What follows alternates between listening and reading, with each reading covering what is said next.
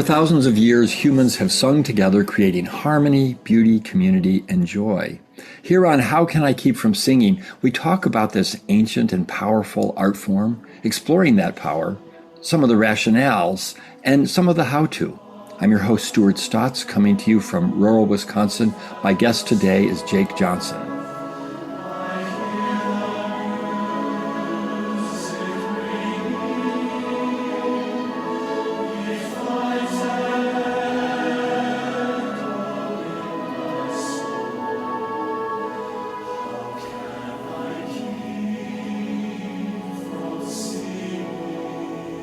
Jake Johnson is a cultural historian and author whose work focuses on the intersection of music, myth, and community in American life. His books, such as Mormons, Musical Theater and Belonging in America, and Lying in the Middle, Musical Theater and Belief at the Heart of America, explore how musical theater and storytelling enable people to shape identity, belief, and belonging outside major cultural centers. Through his interdisciplinary approach, Johnson explores the everyday role of music as a form of world-building and myth-making, drawing insights from diverse communities. His writing bridges American studies, performance studies, and voice studies, inviting readers to consider the powerful ways musicals mediate truth, fiction, and collective memory. Jake, welcome to How Can I Keep From Singing? Hi, Stuart. It's a pleasure to be here. Thank you so much. Let's start with your own background as a musician. I know that you're a pianist and a vocal teacher and so on. Talk a little bit about your own early experience with music and how it's brought you to this moment personally. So I began as a pianist in a very small town. I took lessons from some local teachers, and within a few years was playing in church activities. And I think I was in middle school when I began to be the accompanist for the high school choirs. So I got kind of torn around on different tours and different competitions and stuff with choirs early on. And once I got to college, that skill set as an accompanist really paid off. I was able to make some extra money as a pianist in various voice studios. For the last 20 plus years, I've been spending most of my time in voice studios in one way or the other, whether as a pianist or as a musical director or as somebody now who thinks a lot about the power of voice in a more academic way. Let's talk about the Mormon Tabernacle Choir. Let's go right to this because it was so fascinating to me to read a little bit about this and hear you talk about it in another interview. Tell us, first of all, a little bit about the history of the Mormon Tabernacle Choir. I do know it began in 1847, and it's also the longest running radio show, or one of the longest running radio shows, starting in 1929. Can you tell us a little bit about that history? It's a fabulous history, and I'll preface it by saying the full and much more poetic history of this can be found in Michael Hicks's book on the Mormon Tabernacle Choir. I highly recommend, very readable and very applicable, even if you're not a Mormon or has seemed to be in the orbit of Mormonism at all. But yes, the choir has been around for a very long time, and in the 1920s, the church began a radio program called Music and the Spoken Word, that is the longest running radio program of its kind in the country, at least, and recently celebrated its 5,000th episode. And so it's just been around for a long time, and the choir has been a centerpiece of this since its inception. But I think the early Mormon church, or what we say like the late 19th century Mormon church, was very different in conception from how a lot of Mormons are perceived today. It was a bit more edgy, more rugged. There was a lot more radical edges to its theology that hadn't yet been pruned by the time you get to the middle part of the 20th century. And that transition from a more roguish frontier religious group to, by the time you get to the 1950s, this kind of well-coiffed hair, very corporate America look. The choir was really responsible for a lot of that transition in helping the church choose a more mainstream set of values that became more widely acceptable, getting rid of polygamy, for instance, or the kind of proto-socialist worldviews that it had inherited, and accepting more mainline value systems. So the choir becomes a emblem of wholesome activity, especially if you think like mid 20th century values of families were singing together. Singing together became also this large metaphor for what it means to belong and to be accepted. So learning to struggle to sing in harmony with one another, to find union, to seek some kind of tonal center. Those are all great metaphors for what it means to try to bring yourself to the middle of a group that you haven't always felt accepted by or necessarily wanted to be a part of. That's a very thumbnail view of it, but it's a really interesting history from the late 19th century to the middle of the 20th century of how Mormons got to where they are. And the choir was a huge, huge, huge part of that narrative and how they so successfully got where they are. You talk about the belonging, but you also talk about the discipline of the choir, the music. Can you just talk about that a little more? Yeah, it's hard work to sing in choir. Has anyone ever done this before, whether as an amateur or as a professional? And the discipline it takes to choose a collective over an individual, for instance. And just a really pat example is when you're singing in a choir, you really should be. You're often told to not be listening to yourself so much. If you can hear yourself over the others, you're not blending. And that takes a lot of extra self-awareness. And in some way, it's a small degree of sacrifice of learning how to blend and be a part of something that's larger than yourself. And that discipline was also really important for Mormons who had been perceived as undisciplined, whether that is by having multiple wives or by behaving in ways that just weren't acceptable in 19th century worldview. Singing in a choir, especially a massive choir like the Mormon Tabernacle Choir, or what's today called the Tabernacle Choir, would be, again, such a strong token towards and gesture towards what it means to belong in America writ large. And in the book on Mormons and musical theater, I really go one step further in thinking about that voice is such a key part of being in America and belonging, that it's not just a metaphor in choirs and religious groups, but learning how to be a part of a democracy where we often say, let your voice be heard. These are really active, metaphors or ways of thinking, but they also matter in a real concrete way about how to learn to be among other people who are different from you, or how to allow yourself to have space whenever you need to have space, to speak into issues, to learn to be silent around issues. Those are all qualities of being an American. And I think this kind of strange story of Mormons and the choir and vocal culture in America really does point to some larger issues and trends within the country itself that I think are just so fascinating. I want to come back to that in just a minute. But first of all, there's the Tabernacle Choir, as it's known now, which is this very large cultural icon and so on. How does that choir relate to the larger tradition of music in Mormon culture? It's a great question. So, the Tabernacle Choir is kind of it's almost like a brand of Mormonism, and people encounter that maybe before or without encountering any other parts of Mormonism. Singing and voice culture and choirs is a big part of Mormon culture on a very amateur level as well, in a very family-centered way. So families sing together frequently. Singing is a part of the regular Sunday services. I even point to this really strong habit and trend within Mormonism towards musical theater as being another indicative nature of how important voice is. Theologically, in the Book of Mormon and also other kinds of scripture that Mormons gravitate around, there's a lot of examples of where people and godlike creatures speaking and having the power to manipulate their voices to achieve a certain end that's seen as righteous. So tricking somebody with your voice to sound like somebody else, for instance, that's something that God often allows and encourages. And putting on a costume to pretend like you're somebody else in order to trick somebody, those are seen as righteous means to, or maybe interesting means to a righteous end. And voice culture becomes a key part of that. And so I think theologically, Mormonism is built around the voice in ways that are really interesting. So when it manifests in a choir at a grand level, like the Tabernacle Choir, that's obviously gets a lot of eyeballs on what's going on. But even at a very fundamental level, voice is really the keystone of the religion, to the degree that I call Mormonism a theology of voice, that it's built around voice in such a peculiar way that no scalpel is sharp enough to cut away voice from Mormonism without it really all coming with it.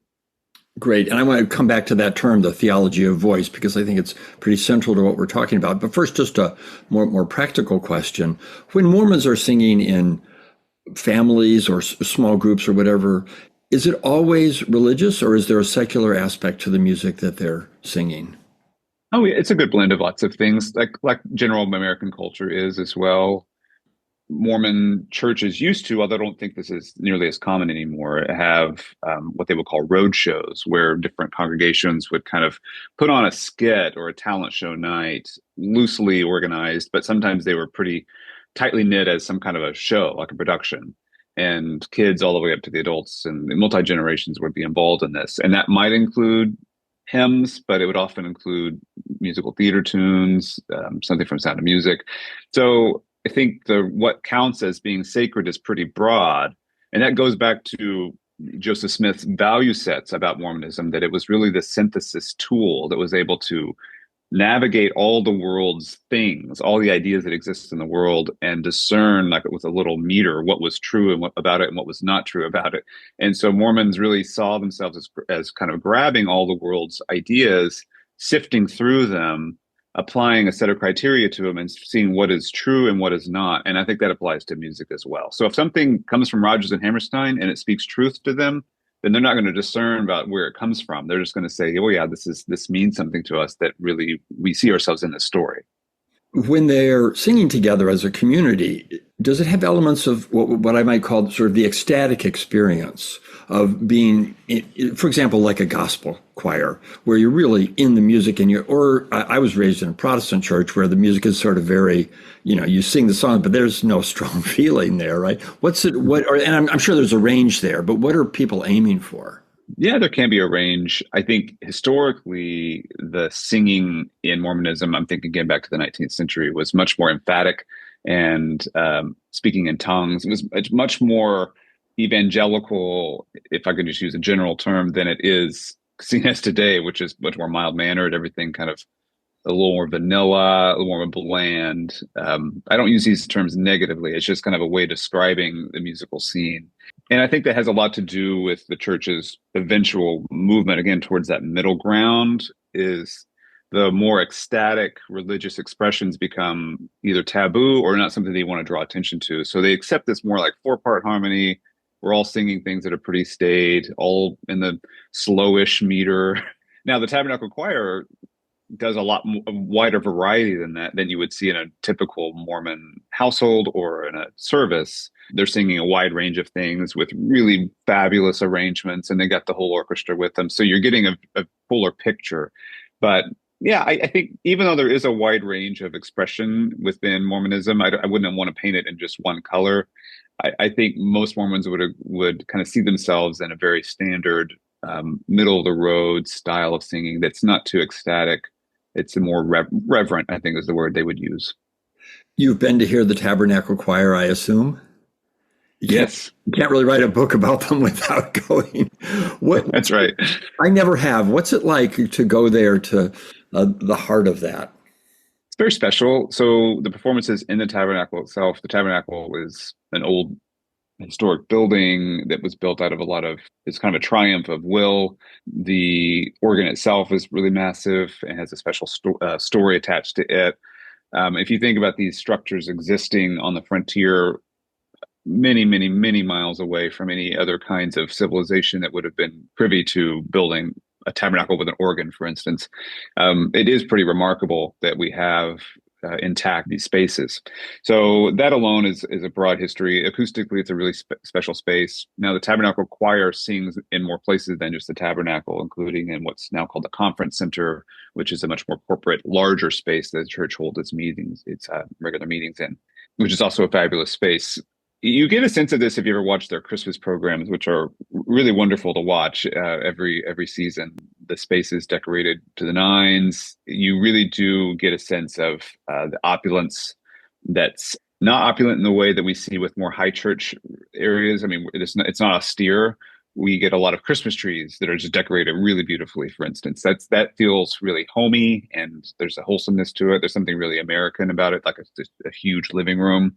And that, I think, carries across in the way that the choir carries itself and the way that the radio program continues to reach into Americans' homes every week.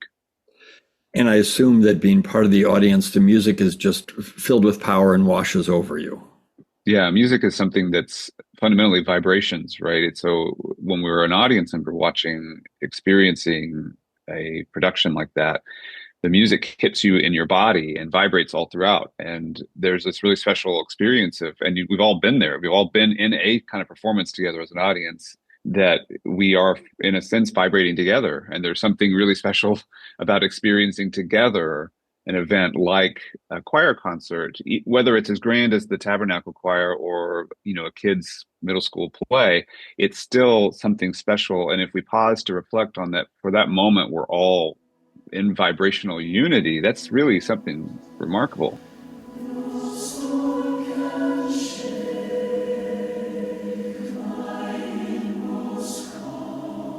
You're listening to How Can I Keep From Singing? My name is Stuart Stotts, and my guest today is Jake Johnson.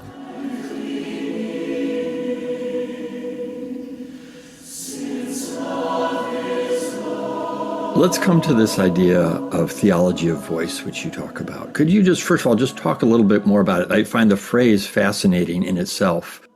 So this comes out of my first book, which is on Mormons and musical theater. And, I arrived at this idea that Mormons essentially and theologically were grounded in this concept of voice or vocality, speaking like somebody else, learning to discipline your voice in a particular way to achieve godliness or to achieve righteousness or to be more like God or a religious leader. You can do that. You can be like somebody in a lot of ways, but speaking like them is something that happens sometimes accidentally. And if I can step outside of Mormonism for just a moment, if you think about every voice you've heard throughout a lifetime, whether that's on the radio or from a parent or a grandparent or just the broader community, that you now speak as a committee, that in some ways all those voices are a part of who you are. They've disciplined you.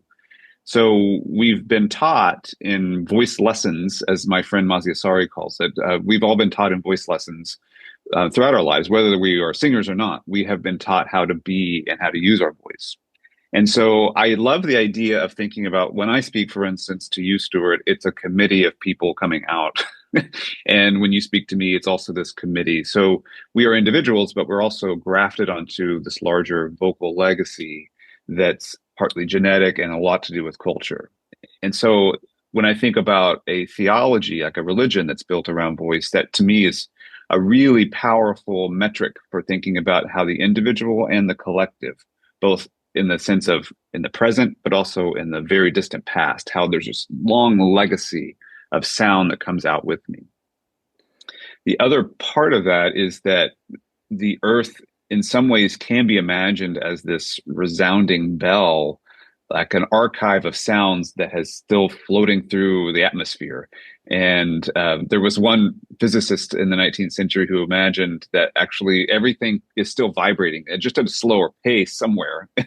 And if we had a strong enough microphone, this is when that technology was just emerging. If we had a strong enough device, then we could decode that and then play back, I don't know, the Sermon on the Mount or anything that had ever been uttered into the earth is still floating around us. And I don't think that's really possible, but I also believe that it's a really wonderful way of thinking about how sounds matter and how we can locate ourselves within a broader community, both historically and in the present and in the future. What our sounds, what we're contributing to the world as being theologically a sense of voice that's always here and always retrievable somehow.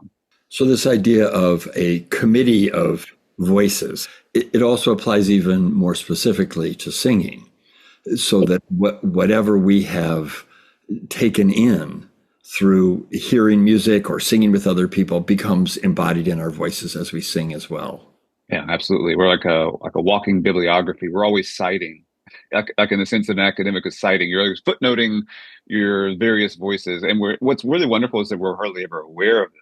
I mean, who pauses to think this is the voice of so and so coming out now? But I think there's a great truth to the things we say, the little cliches we pick up, the manner in which we speak, the way we emphasize words as being something that we've been taught and we've learned from a wide variety of people.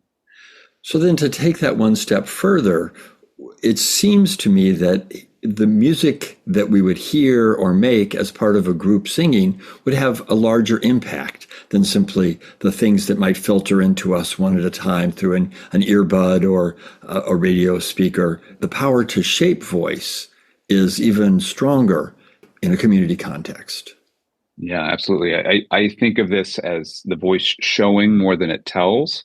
So the voice is not simply a medium carrying information, but the medium itself is the information. This is the Marshall McLuhan idea of the medium is the message. So when I speak, it's not just words. It's if I subtracted the words from my voice, what's left is something that feels really individual.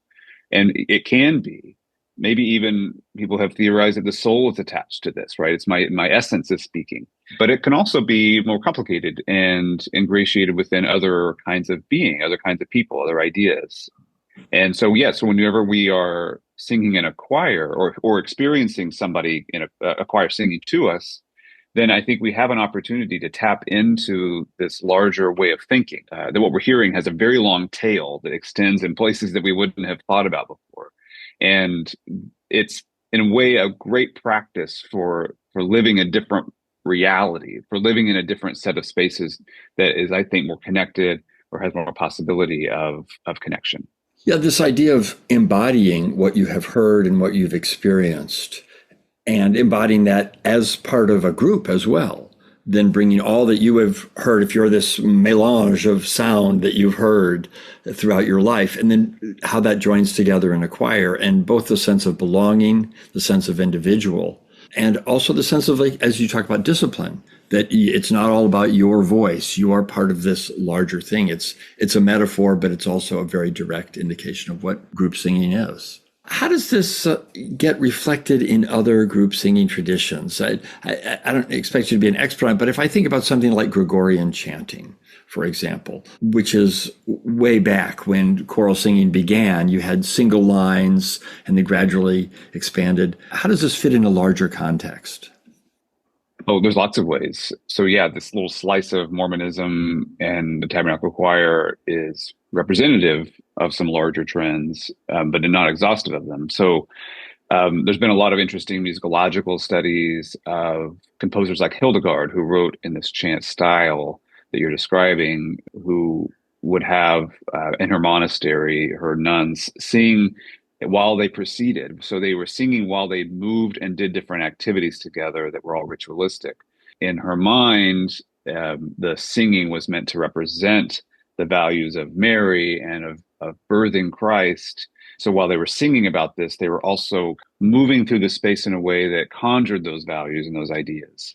So the voice becomes a edification, a tool of edification, of teaching you what it's like to be Mary, while she is contemplating this greatest gift to the world, and raising and birthing and being intimate with this person. This idea of the power of group singing goes well back. I mean, there's who knows where this really begins, but we have a strong attachment to people because of when we hear them singing. Think of the voices we like to hear on the radio that are often disembodied. We grow comfort by listening to those voices again and again. We love the voices of people that we love. We want to keep those voice memos of people who are no longer here because we want to return to them somehow. And there's a whole other line of thinking about in today's world when we can capture voices rather easily that we don't really get the benefit, if you want to put it this way, of losing a voice. We never actually have to say goodbye to a voice. We can always keep it near and dear to us. And that's a new thing for humans to be able to do. Once somebody was gone from our world, we would often lose the voice. We would have no way of remembering or remembering very well how somebody sounded. So all the more important to think about that we carry them with us. We carry those voices and they come out when we speak.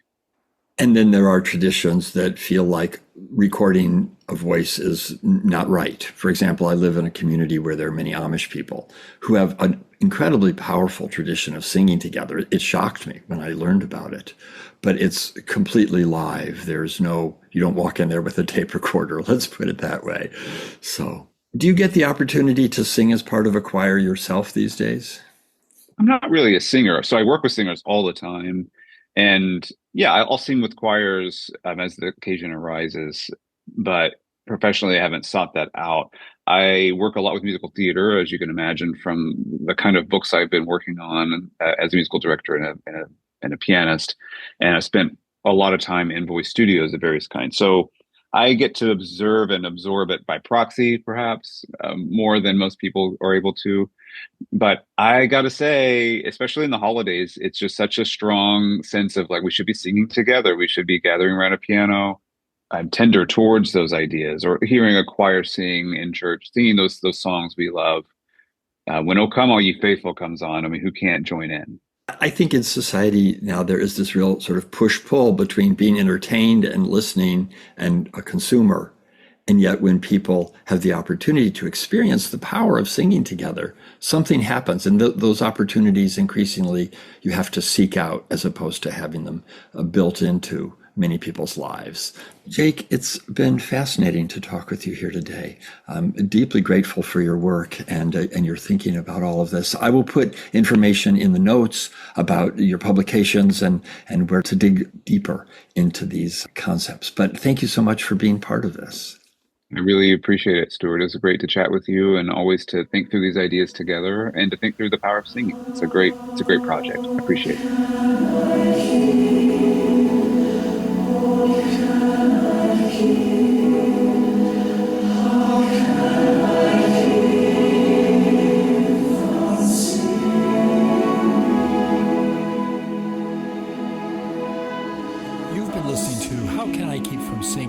Production of Common Arts. My name is Stuart Stotts, and my guest today was Jake Johnson.